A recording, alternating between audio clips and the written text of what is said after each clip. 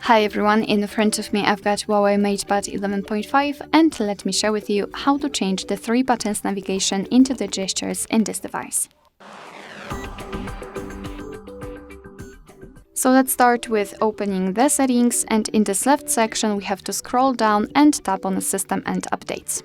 On the second position we've got System Navigation, so let's simply tap on it, and as you can see here we've got our desired gestures.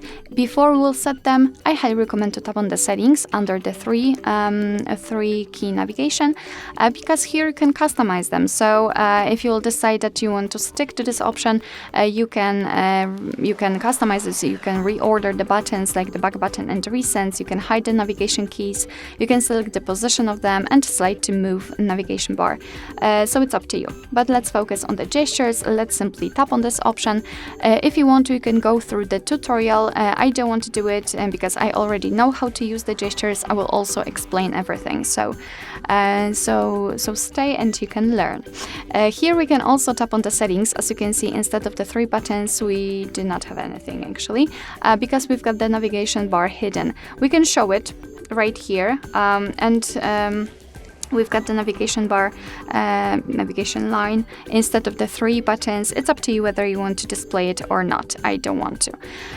So now I can show you how to use the gestures. If you want to get back to the previous page, just like by using the back button, simply swipe your finger from the side to the center and do not hold it for too long because you will open this additional bar with the options. So just swipe and you will go back. The same situation from the left side. It works the same. If you'd like to get back directly to the home page, swipe your finger from the bottom to the center and make sure that this motion will be quick and short, just like that.